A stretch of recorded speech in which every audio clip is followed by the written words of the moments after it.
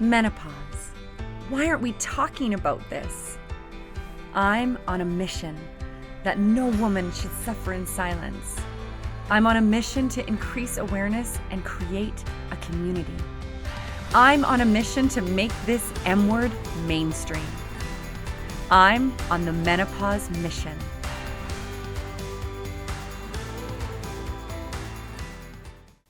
Something that I found through this transition is that I started to lose confidence. And that was largely due to the fact that my body was seeing these rapid changes. There were times when I would look in the mirror and I didn't recognize myself. And it felt like that happened in a very rapid time frame. Melissa, our skin changes, our body changes through perimenopause, menopause, and postmenopause. Why is that? What's happening? Ooh, that's a big topic, and we don't talk about it enough. And I actually feel really badly about the fact when I met you, we didn't talk about this at all. When you initially came in, you were asking about some fine lines and wrinkles. So that was a real simple, quick fix for Botox. We weren't talking about mood. We weren't talking about brain fog. We weren't talking about energy levels. Although I remember you had mentioned you had had some deaths in the family. And so you were really struggling, kind of sad. Oh, I was very sad all of last year. Yeah. It was a very, very tough year. And I really wish that I had maybe twigged faster that you could have maybe used some information about perimenopause and menopause. So much happens. So much happens. And I personally have gone through it myself. And sometimes it starts as early as some women start in their late 30s, sometimes even 35. On average, I see ladies here who are coming in between the ages of 40 and 50, and they're seeing dramatic changes, and they don't know why. They're like, why? What's going on? Why am I getting so thick through here? Why can't I lose weight anymore? I haven't changed anything. Why am I so tired? Why is my hair thinning? Why is my skin like this? And they'll come and they'll Check. yeah. I'm a runner. I run in and around the area that I live in, and I love it. And I play pickleball, and I do volleyball, and I'm a very active person. My body mass has been quite lean for many years now, and suddenly there was this. Yeah. So I was talking to you earlier about this, that fat cells actually produce estrogen. And when we're perimenopausal or even in full-blown menopause, our body craves that estrogen. It's so important for everything. And so what happens is our body wants to hold on to this fat. It doesn't want to let it go.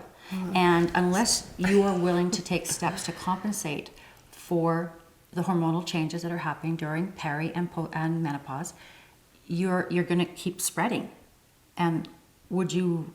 So look, bottom line is your skin is going to get thinner. You're going to lose your hair. You're going to have brain fog. You're going to have issues with sleep, with temperature control, with mood swings, possibly rage. This is close to me. This topic's close to me because I had a baby when I was 40, and I was told to be grateful that I actually was able to do this naturally, and I was like, okay. But when I kept going to my doctor and saying, I'm tired, I'm really tired, I'm still napping with her, and she's 2, they said, no, you know what, your thyroid function, everything's normal for a woman your age. And I was sent off. And finally... Quite dismissive. We're told to age naturally. Like, I'm sorry, I think that sucks. I don't want to. I want to be rocking a bikini when I'm 65. So I'm going to do everything. I've always been like that. I've always been very focused and invested. So I decided there was something else going on, and I decided to go and see somebody about hormone replacement. Okay. And a big part of this is because I noticed at about age 47 that I was raging. Like I had a temper like a light switch. And I had a 6 and 7 year old. And I knew I couldn't expose her to that. So I knew enough that I knew it had to do with my hormones, and I went and I had help. A lot of women don't know this. They don't even know to ask. Yeah. It's very common through conversations that I've had to hear that women feel like they're going crazy and they have no idea what's going on.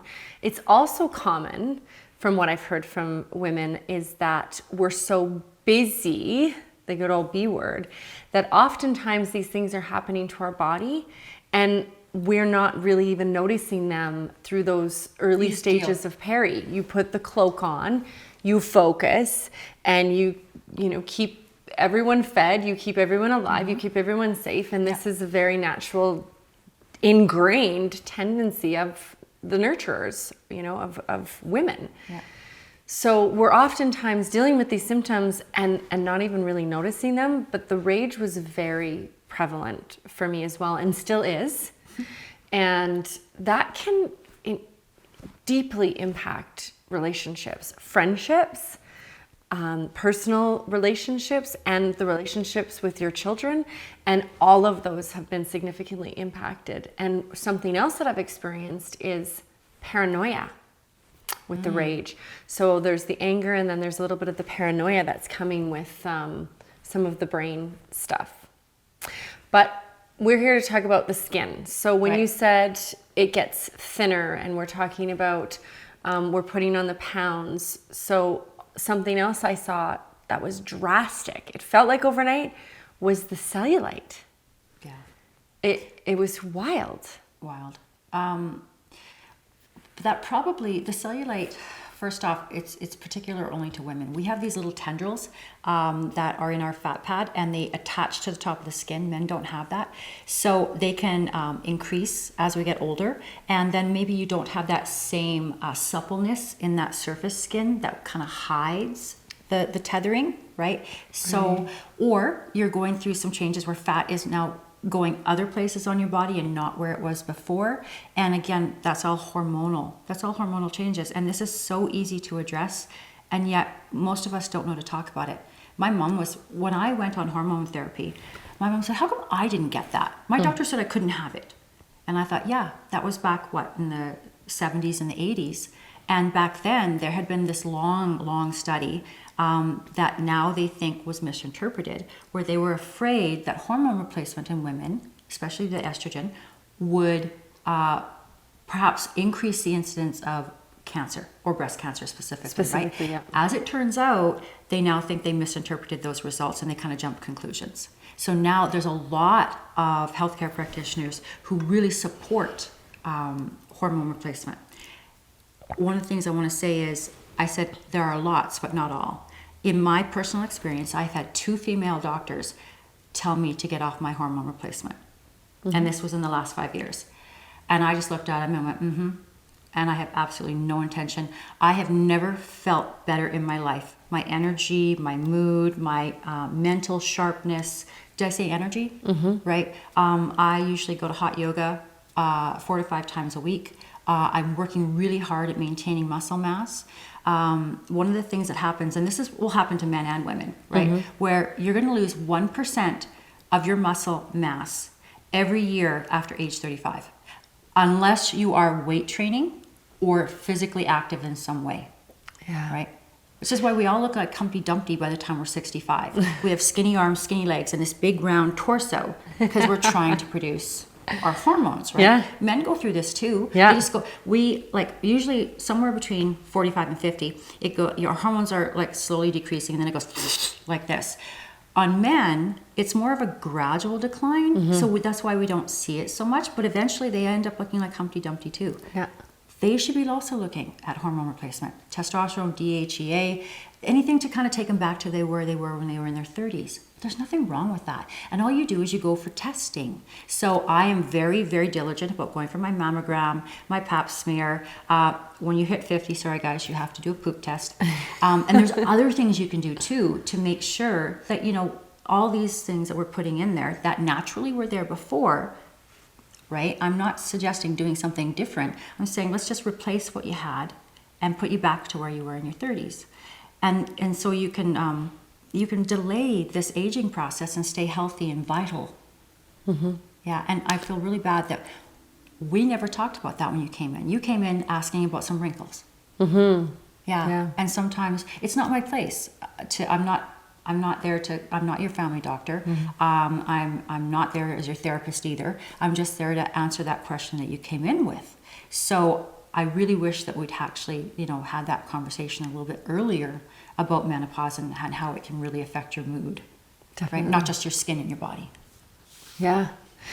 And so for me too, that experience of the mood has definitely, the mood and the brain have seen the most significant impact. So I am carrying a little bit of a belly, which is something that I'm not used to. I was used to a 4-pack and being pretty lean and mean.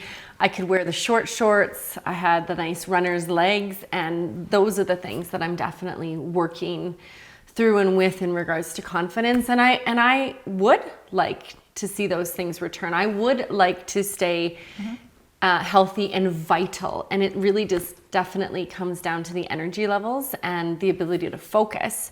Those are definitely some things that have even impacted my ability or inability to run my business on any given day, right? And so it's funny because my partner owns a business as well. And something that comes up is, he gets to wake up in the morning and roll out of bed and do the, wash up and jump into the day.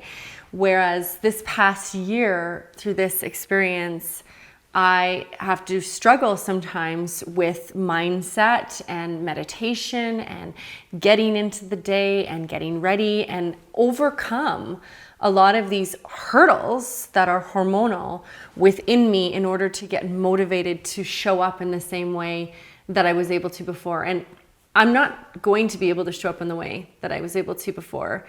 I think that that's a reality, but it's just that desire for energy, I think you will be able to show up in the same way. We haven't talked about this. I don't know what hormone replacement that you've looked at or doing. I can only talk about my own personal experience if you want me to, but are you taking supplements now, or are you taking any kind of estrogen or progesterone or testosterone or DHEA or like anything? Yeah.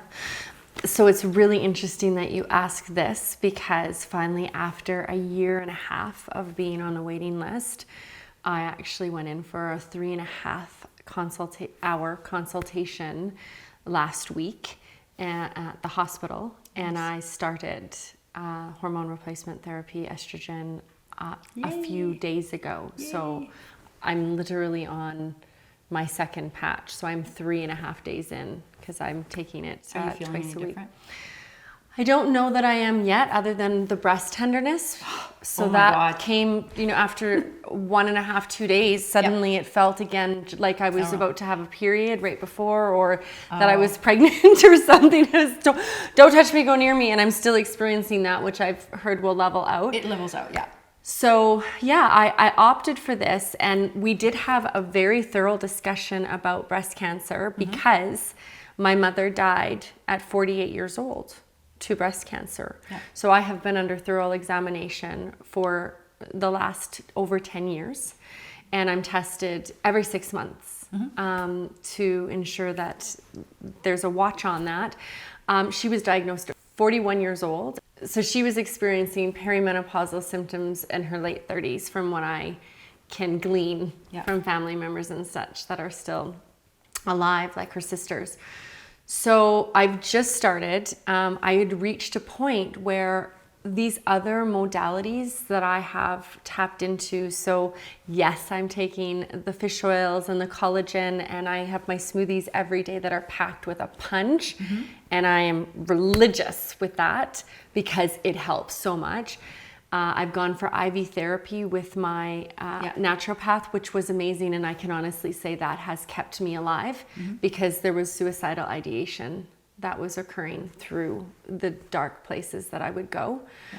But in discussion, even with my naturopath, even with some of these other modalities that I've been able to lean into, that because I'm in such severe adrenal burnout, hormone replacement therapy, I have chosen and felt that is right for me at this time, because I'm so young. Yes. And losing estrogen at this age is actually more of a detriment to me. Yeah, it helps you. Estrogen is vital for bone mass, for not losing bone, for skin density. And then we only have a narrow window of time. When you start being perimenopausal and then go into menopause, you have a window of years.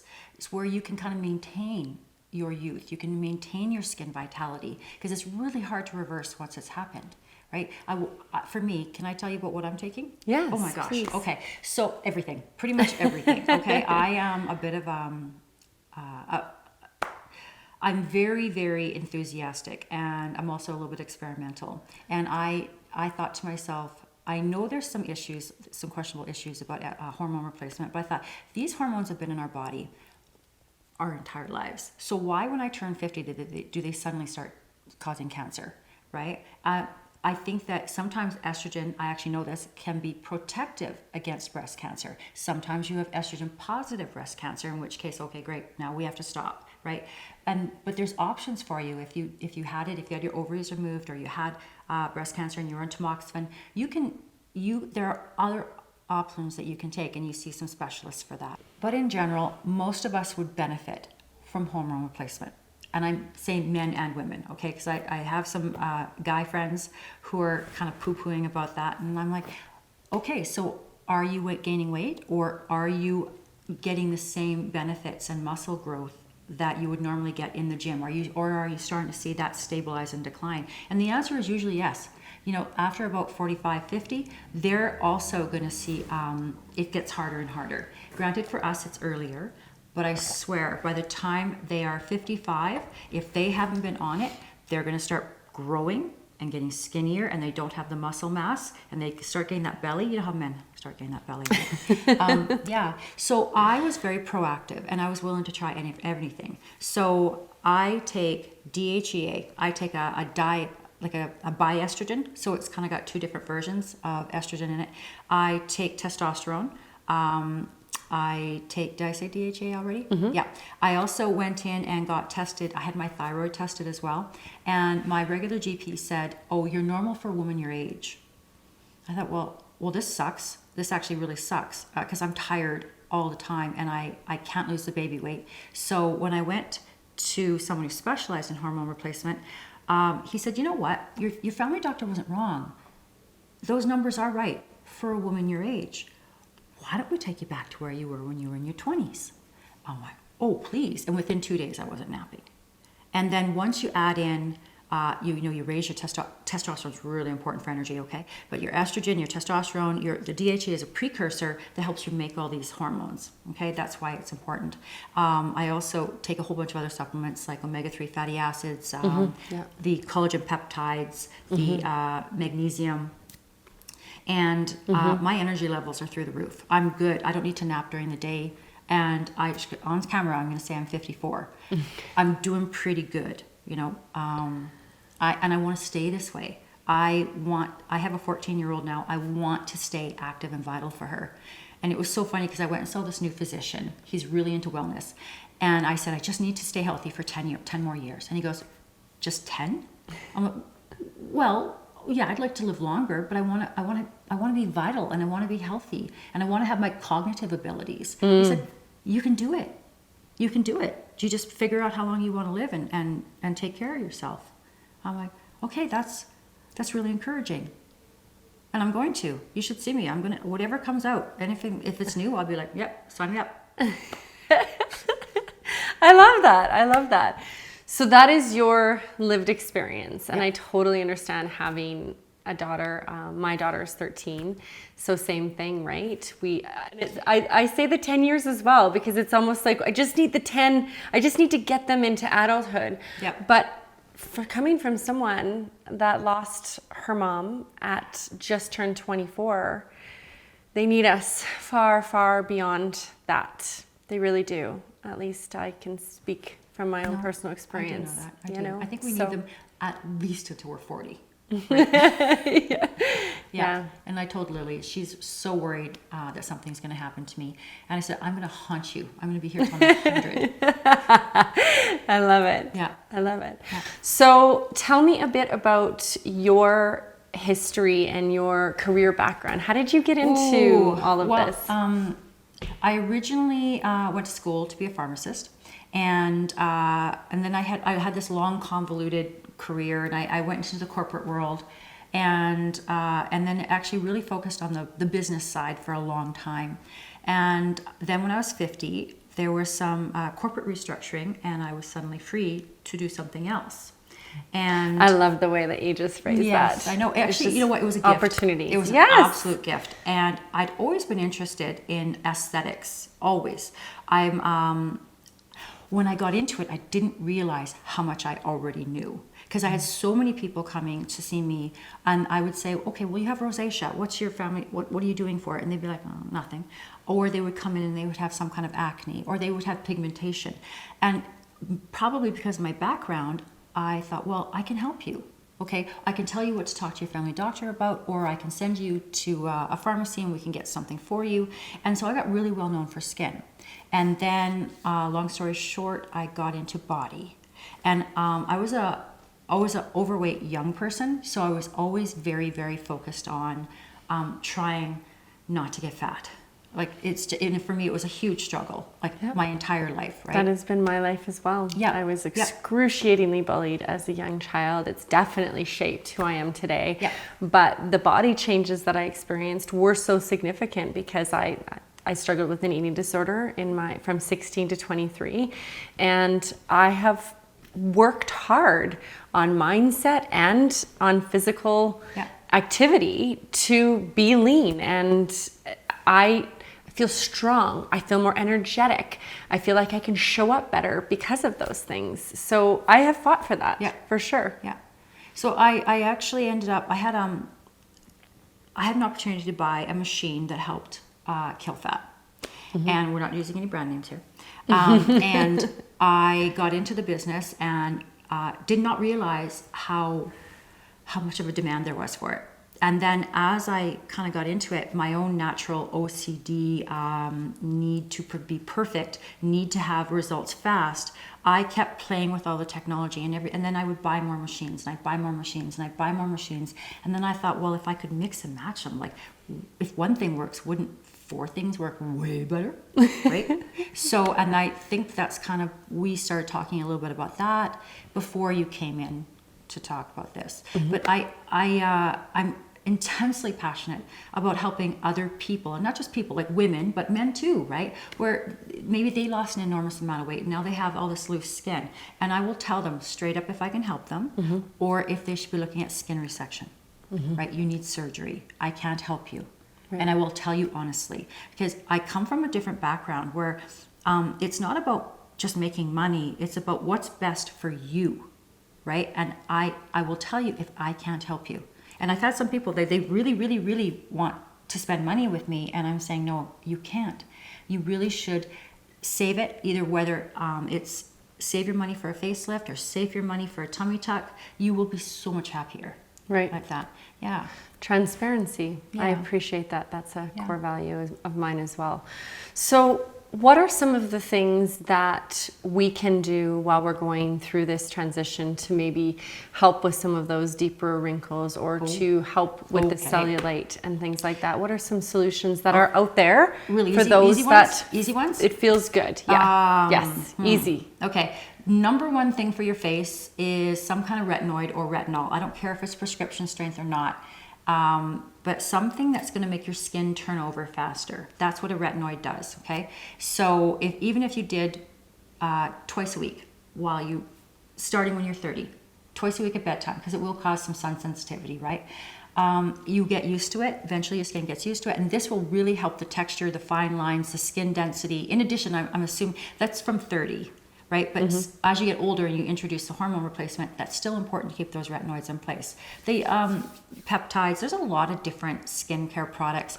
There's so many. So help us navigate this in regards to, like, what about the acid? Is like there's some kind of acid that can you use? Is that different than the retinoids? Yes. There's and you so don't much. want to use them both at the same time because they're called actives. So they have a real active effect on your skin. Okay. And so when it's a younger person, usually their issue is acne or keratosis pilaris, the little bumps that you get all over your arms. Yes. And so I will usually suggest something like a glycolic or a lactic, salicylic, and there's so many good choices out there that you can just go to the local pharmacy or your local grocery store and buy them. And they're cheap, okay? Because not everyone's got $1,000 on the side for skincare. No. There are great options too, like all the medical skincare. There's lots of great options. I like stuff that's really elegant because I'm extremely lazy when it comes to this stuff in the morning. I want everything in one bottle or maybe two that I mix and then I'm done. And I don't want a special elbow cream. I don't want a special eye cream and a neck cream and a chest cream. I want one thing. Oh, okay. Yeah. And it is doable. It Okay. truly is doable. You just have to kind of find it. But what happens is I find a lot of the companies, there's a demand. To be fair, there's a demand, okay? But also they make more money. If you're buying 10 different products, they make more money because it's a little purchase here, it's a little purchase here, a little purchase here, as opposed to maybe I'm going to spend $400 on one item. Right. Yeah, but everything works. It's just what's your price point and what do you want to have happen? So let me circle back to acids, right? Usually when you get a little bit older, I like to see people using something that has like a retinoid or bakuchiol. Maybe if some of you have heard of that. It's an alternative to retin-A. And it has the same effect of kind of turning the skin over, but without the irritating side effects, like the redness and the peeling. So I really like that. If you can find a skincare product with that in it. But you also want peptides, and you want ceramides, and you want vitamin E and vitamin C brightening agent. There's niacinamide. There's so many different things that you want in the skincare. And then it's what we call this is an active skincare. If you're just looking for a moisturizer, you can go to Costco or the local pharmacy and pick up something. So in your 30s, you're saying a retinoid. Very important. And then as you age, Then you start adding in more actives. okay. More things to maintain the density and the density of your skin. Okay. And so when you're talking about application and stuff, let's get actually really tangible, really practical. Is there any specific ways to apply certain things to the skin that's a little bit more beneficial in regards to avoiding lines? Or I know that we often talk about the décolleté, is it? Décolleté. Décolleté. Yep. And that's often missed. Women yeah. don't moisturize down there, right? And that's important, is it not? It is very. Okay. It is very. I'm one of those people that I have moisturizer everywhere. And when I'm doing it, I get in I have unfair access to really good skincare. I do have back bar sizes, and I keep them in the house, and I will be squirting it, and I'm like, I'm doing it all. And if there's any extra, I'm doing that too. Everything has to be taken care of, right? Yeah. You know? So I saw you going like this. Yeah, I tend to go up. Just Okay. because that's the myth that you're supposed to be pushing up, right? I'm Okay. like, okay, sure. I do know though, this skin here is super thin and sensitive, and it drives me crazy when I see people rubbing their eyes and pulling all the time. Right. Because you're stretching it. So I usually suggest if you are working around your eyes, use your baby these little fingers here because they're the weakest, and just tap. Okay, around your eyes. Okay. Don't pull. And the rest of it, you can't stop gravity, so I'm not sure how much, what direction you massage is going to make. But I think the most important thing is to keeping it hydrated. And sunscreen. Oh my God, sunscreen. Do you know how much sun damage I see coming in here? Oh. Yeah. So without this face on, that's something else that I've definitely noticed. Again, in this last year, hugely prevalent is age spots showing up everywhere. So like it's almost like I have a face full of freckles underneath my foundation right now. Part of that is the depletion in estrogen in your skin. Okay. It helps protect from the fine lines, the wrinkles, the density, the elasticity, and also you may get hormonal acne when you're in your 40s and 50s from the hormones going like all this. the things we get to look forward to, hey? Extra pigmentation. Extra pigmentation. So would that be where your skin, like where it's a darker color or where it would be a lighter color? Usually it's darker, but it depends on the population. Some people will actually hypopigment, so they'll have like lighter spots. Some people will hyperpigment and get darker spots. There are topical medications you can use to help even out your skin tone, but as soon as you go back into the sun unprotected, they'll all come back again. Right. You see that with melasma all the time. So what SPF should we be using when it comes? 50. Really? Yes, you should see me. I go to Mexico or I go somewhere and I I'm not perfect. I will forget. I'll be by the pool and I've put it on already and I will forget, right? But if you at least start with 50, at least you've got something there. But seriously, you're supposed to be reapplying it every 2 or 3 hours. Yes. And I don't. I forget. But then I also have techniques to reverse the damage, and I come home and I'll do lasers and skincare products, but I'm still like, yeah. Well, we're human, right? We forget, but you do recommend a 50 plus 50, yeah. For the face or for everywhere? Everywhere. Because you're still going to get a tan, right? But you're just preventing a lot of that sun, because the sun breaks down all that supporting collagen too. Have you ever seen, there's this really cool picture of a bus driver. I don't know, maybe you can find it and show your audience. But so he spent like 40 years driving a bus, and this side of his face got constant sun exposure for that 40 years. This side didn't. And they actually have a photo of him, and this one basically looks like it's melting. It's brown and splotchy, and it's the wrinkles are horrible, and he's melting on this side, and this side is still firm and white. Huh. Yeah, that's what sun does. Yeah. And if everybody knew that, they would be like, we'd go back to the early 1900s where we all had parasols and giant umbrellas, and gloves on your hands. Right. Yeah.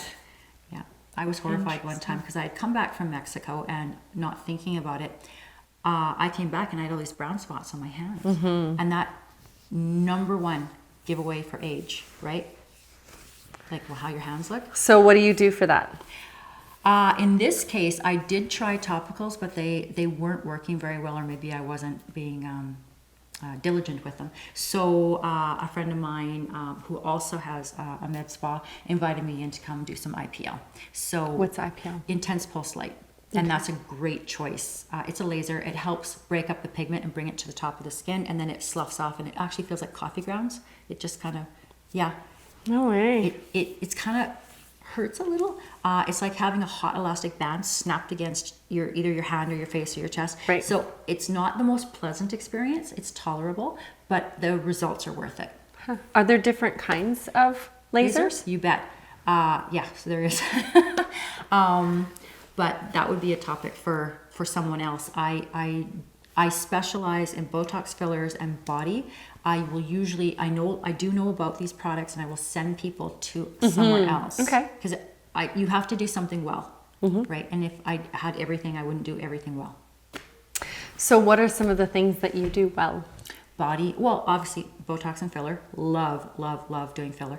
Part of what filler does for you, and there's all sorts of different products, and we won't go into it, but you can stimulate collagen rejuvenation in your skin by putting in hyaluronic acid and sometimes collagen stimulating fillers as well. But you can, there's so many different things that you can do, whether it's microneedling, adding volume in, or you can inhibit the formation of some of those lines with judicious use of Botox, right? If someone comes in and they've got deep grooves right here, I'm like, okay, look, I can help you, but you're going to need to come for a year or two in order for those to soften. One treatment's not going to do it. Right. And if there's actually studies where twins that one twin had done Botox occasionally in her life, the other one was religious about it, and they actually were able to prove with photos and examination that the twin that had religiously used the Botox actually looked younger, had better skin tone and less wrinkles than the one that had only used it a couple times. Right. So I'm like, yeah, give me the Botox. Okay. Consistency is key. Yeah, and adding volume back, like any good plastic surgeon or dermatologist, they're going to tell you part of the aging process is losing the fat in your face. So you have this malar fat pad right here. It decreases in size, and guess what? Gravity starts to pull it down. And so eventually the aging process is so predictable. That's why we always know how old someone is. Right. You can look great for your age, but you're always going to look your age. Right. Interesting.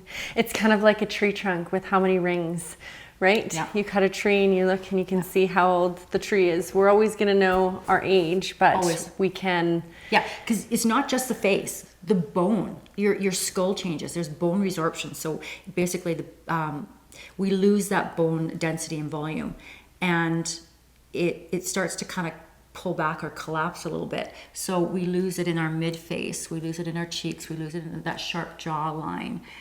We lose the fat pad up here in our temples.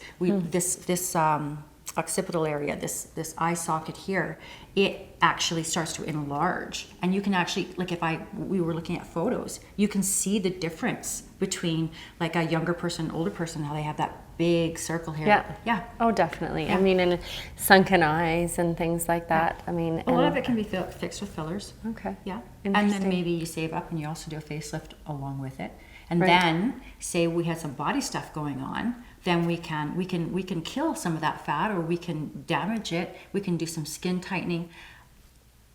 Now I say that with a caveat here, because if you come in and you're 150 pounds overweight, there's so many other things that have to happen first. Yes. Right.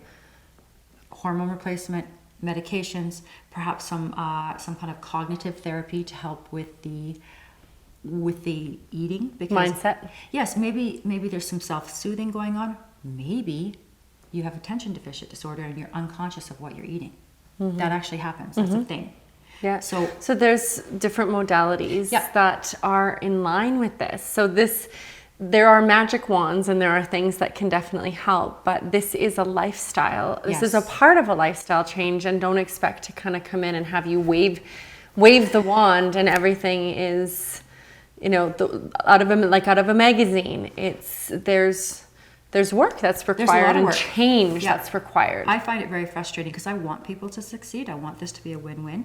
And when they come in and they're not doing anything else and they just think this one procedure is going to fix everything, I'm like, okay, but you have no idea. I have asked people to come to hot yoga with me, and they'll say, no, I don't like sweating. I'm like, oh, okay. You know what? We need to do so much more. We need to address your diet, your eating, your hormones. And there's so many options out there. Yes. Right? Medications, Yeah. hormone replacement, exercise, diet, cognitive therapy. And It's the whole body experience. If I right? could say anything to anybody, it'd be like, if you don't have the right healthcare provider, or you haven't found the right person, just keep interviewing, keep going, and you will find your tribe. You'll find that person. I don't care if it's a naturopath or a GP, or you'll find somebody who's you're gonna connect with, and they're gonna point you in the right direction, and you one step at a time. I will tell people, they'll come here and I'm like, okay, you're so focused on the end, but let's talk about the journey. And if you just do, I'm going to do this, I'm going to come for my appointments, I'm going to go to the gym, I am going to go see my personal trainer, I'm going to go for a walk. I'm going to go for a walk. I am going to go talk to my GP about how tired I am. I'm going to drink more water. Oh, yeah, let's have some. But truly, right? And that's going to make a big impact on the skin. Yes. I'm feeling pretty good. I'm Right. actually feeling as best that I have. I feel like I have almost as much energy as I did when I was 27. Now that's a bit of a stretch, but almost as much energy, right? So let's talk about some of the other techniques you used. Sure. We touched on skin. Dryness is big for when you're going through transition because the reduction of hormones, your membranes kind of dry up, if you will. So you have vaginal dryness, you have dry hands, dry eyes. Should we talk about lack of libido? Yeah. No, that's for another episode. Oh, okay. No, that's part But and it's real. parcel. It's real. Yeah. And how do you treat maybe the dryness and the cellulite? What are some of the things you recommend for the dryness, I that? would honestly, like any good moisturizer, just especially after you come out of the shower or the bath and your skin's still damp, you want to lock that in. Any kind of moisturizer, okay? I don't care what you go to Costco and get a big tub of something. Okay. Right. You can spend lots of money on lots of different products, but It's about being consistent. Yes. So doing it every time. yeah. Right. If there's cellulite, my favorite treatment for that is shockwave. Shockwave is acoustic shockwave, so a sound wave, right? And it comes out of the device and it goes like that. And what it does is it breaks up hard stuff.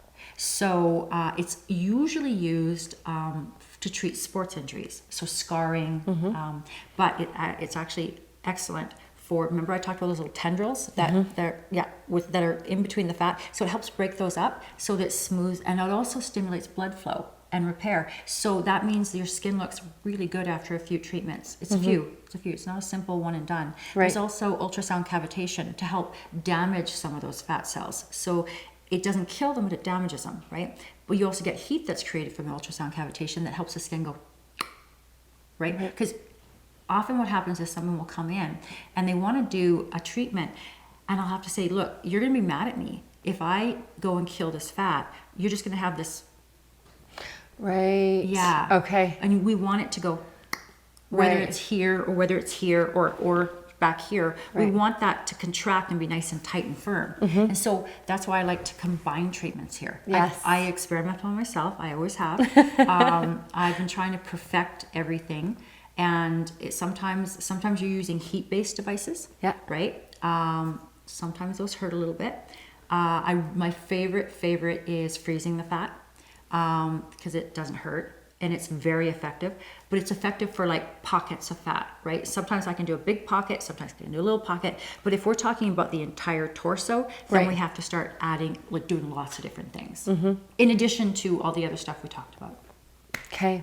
So we've covered the face and some of the proactive things that we can be doing, as well as daily regimes, the moisturizing, the sunscreen. Yeah. We've dealt with the cellulite. Let's talk about the belly. Let's talk about the little baby bump that we you're get. perfect. Like honestly, if we weren't doing this and you came in, I'd be like, oh, you're easy, right? You're not carrying an extra 60 or 100 pounds. You just have a little pocket. In that case, I would probably suggest we do a little bit of fat freezing. Okay. So we're going to kill that fat. I'm going to put an applicator on, suck it into a device, and I'm going to lower you down below zero for a certain amount of time. And then that actually is going to kill. What happens is it was really interesting. It was these doctors noticed that these kids were getting little dimples. Have you heard this before? No. Yeah, they were getting these little dimples when they were sucking on popsicles. So that led to, why is that happening? And it turns out fat cells are selectively more sensitive to extreme variations in heat and cold, more so like than skin or muscle or nerve or anything. That can survive. The fat cells will die if you expose them to extremes in heat and cold. And then your body has an immune system, and those cells come in, they take away the dead material. It takes time though, okay? And then they excrete them through, they go to the lymph system, and then you're gonna poop and pee out dead fat cells after a treatment. And it could happen, it could be anywhere from 4 to 6 months. You're still getting rid of those. Excreting. Okay. Yeah. So for those seeking in this area, there are definitely a lot of options available to you. And thank you for your expertise today. This was fun.